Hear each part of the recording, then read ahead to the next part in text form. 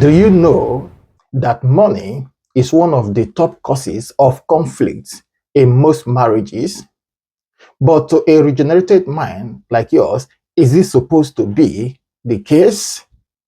Welcome once again to BlissHills Relationship and Marital Hub, where we build stronger marriages and godly homes through wisdom, prayer, and love.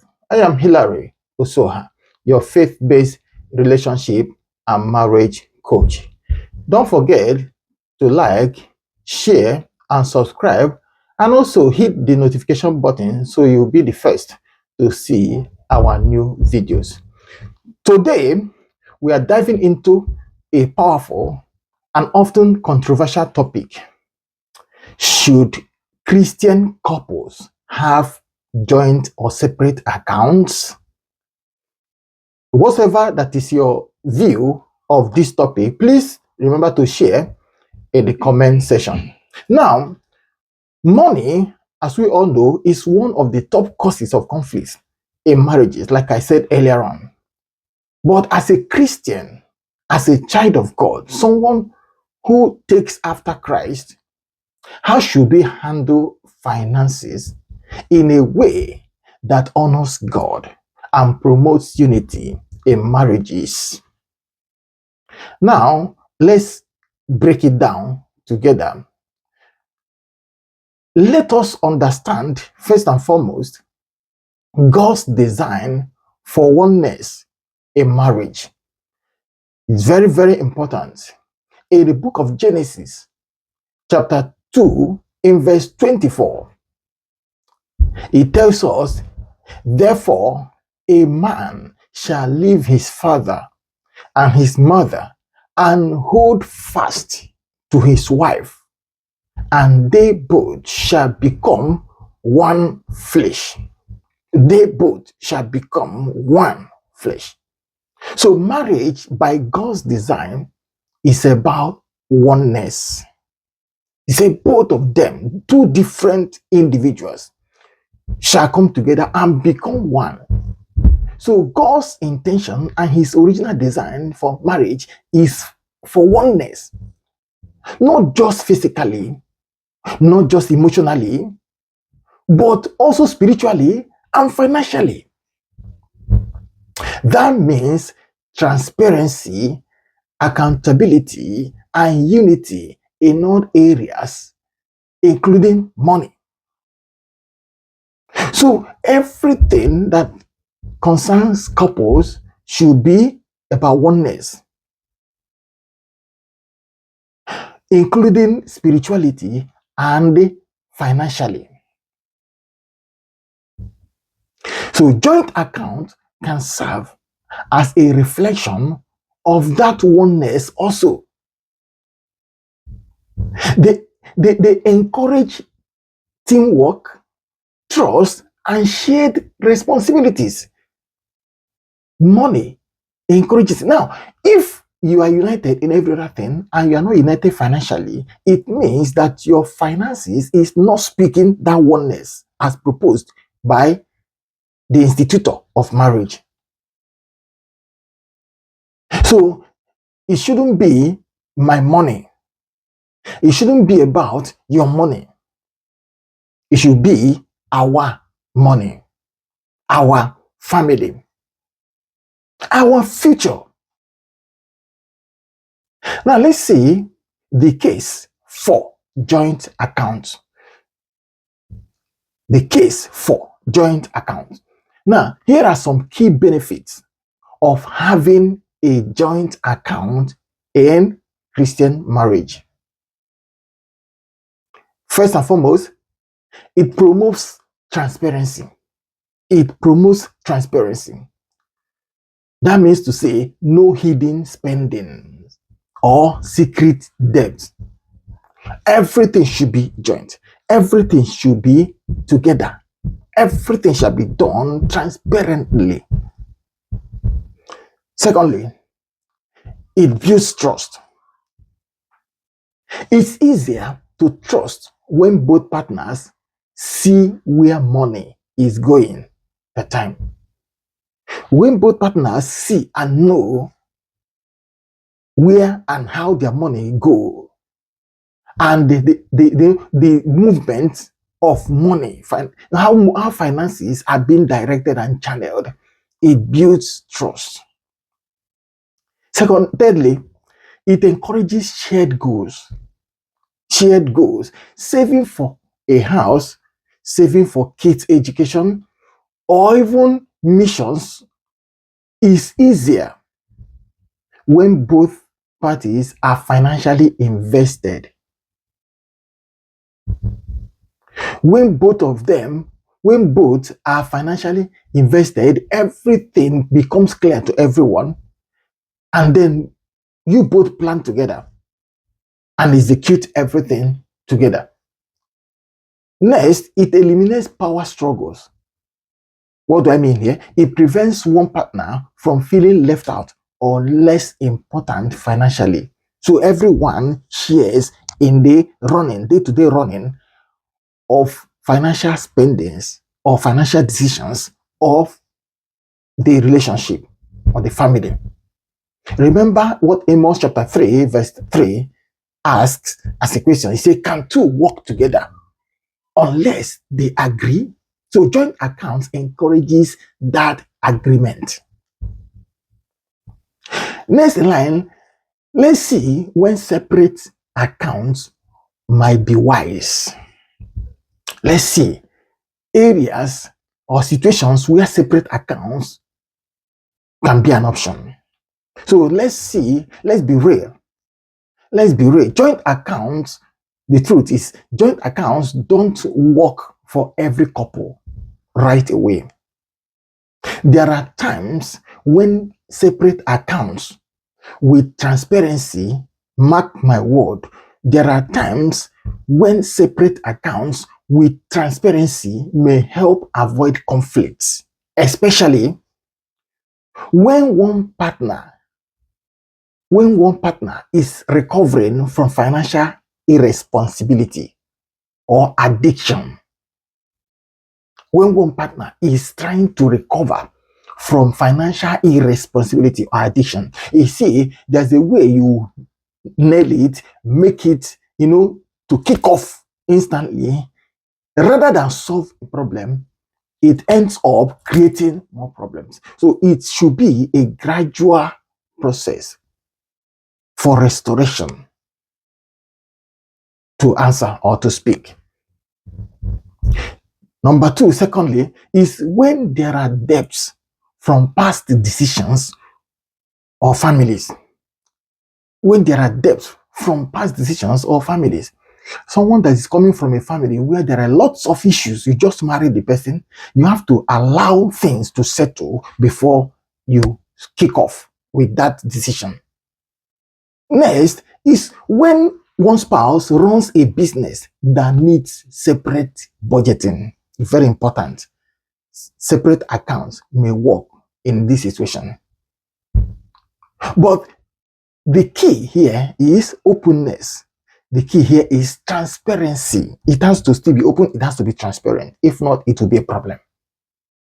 Now, even with separate accounts, do you know the spirit of unity must remain? Nothing should be hidden. Everything should be discussed and decided together. Proverbs chapter 24, from verse 3 to 4, it says, by wisdom a house is built, and through understanding it is established. That means wisdom means working with your partner in a way that builds, not divides. Manage money in a way, whichever plan that is suitable for you at the moment, whether be it joint or separate account, let everything be made to work together for your good, for the good of your marriage, for the good of the relationship. Now also, let's consider practical steps for Christian couples managing money. Practical steps for Christian couples managing money. Now, hear me. No matter which account type you choose, here are some practical tips for keeping peace and unity in finances. First and foremost, very importantly, create a monthly budget together. This is the area my wife is an expert. This is her area of expertise. Before money drops, she has already drawn all the plans, which I was not like this from original, but she has taught me that's the essence of marriage. Where you are deficient, another person covers you. So create a monthly budget together. Don't let one person carry all the financial weight. Sit together monthly, plan your income, plan your expenses, and your savings goals as well. It has been helping me. Initially, I was the kind of person that money goes into my hand, it goes straight into my pocket for spending instantly. But with her now, marriage has taught me to plan financially. It's not the way it comes, you spend. It has to come and then plan before spending. Number two, very importantly, pray about your finances. What do I mean here? Ask God to guide you. Ask God for financial wisdom. Remember, God wants to be the Lord over your wallet also. He wants to be the Lord over your soul. He also wants to be the Lord over your wallet too. Next line, avoid secret spending. It erodes trust. Don't spend without the knowledge of your partner. Talk before making major decisions, major purchases, major investment, even helping people. When it comes to helping people, my wife knows me for this. No matter who you are, every of my spending, she knows about it. She knows about it. And that's the best way to run your family. Also, learn this, very important, give together. Your tithings and givings to mission, to churches, people even should be shared act of worship. Both of you will have to sit down, share it. God knows both of you are one. So he understands. Both of you sit down, share, plan it, and do the giving. Whether you give to church, you give to God, you give to man for help, do that. Also, set boundaries with extended families. Set boundaries with extended families. Agree on how to support your relatives. Agree on how to give, so it doesn't strain your marriage. Plan your givings to relatives, extended family. Be wise when the chips are down in your home, your family. That's when you know that it's you and your partner. Now, as I conclude, therefore, what's the best option now? There is no, hear me now, there is no one size fits all, but in a Christian marriage, the priority should be unity, not convenience. It should be unity, not convenience. That's it. And joint account works best. Remember, joint account works best when there is trust. It works best when you are committed to teamwork. It works best also when both of you are financially responsible. Separate accounts may work, like I told you earlier on, it may work temporarily during financial healing. It may work also for business reasons. And it may also work when both spouses are fully transparent. But whatever you do, keep Matthew chapter 6, verse 24 in your mind. And it says, you cannot serve both God and money. You cannot serve both God and money. What does it mean? As a Christian that is practicing to live the life of Christ, don't let money be a problem. Don't let money be a challenge. Don't let money to disintegrate your relationship, your marriage. Let God be the center of your financial life, not otherwise. Don't let money be in your head. As a Christian, as a child of God, let money be and remain in your pocket. For as soon as money leaves your pocket and goes into your head, there is bound to be a challenge in your marriage and your relationship. As I close finally, at the end of the day, the question It's not just about bank accounts. It's about heart unity.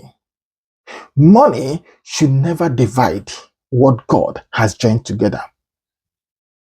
So, should Christian couples have joint or separate accounts? Drop your idea, drop your view, drop your opinions in the comment section. Here is the simple truth. Choose the system that fosters peace. Choose the system that fosters trust. Choose the system that fosters godly unity. Simple. But never let finances become a secret, a weapon, or even a wage in your relationship or in your marriage. Whatsoever that works for you, let it be, but make sure that money remains in your pocket, not on your head. As soon as money leaves your pocket and enters your head, it causes problems. Thank you for being with us. Thank you for watching today's teaching from BlissHills Relationship Marital Hub. And if you found this video helpful, don't forget to like, comment, and also share with someone who also needs this wisdom. Don't forget to subscribe.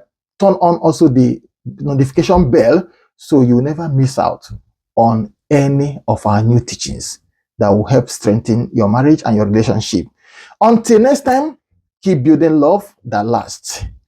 God's way is the best way. Congratulations.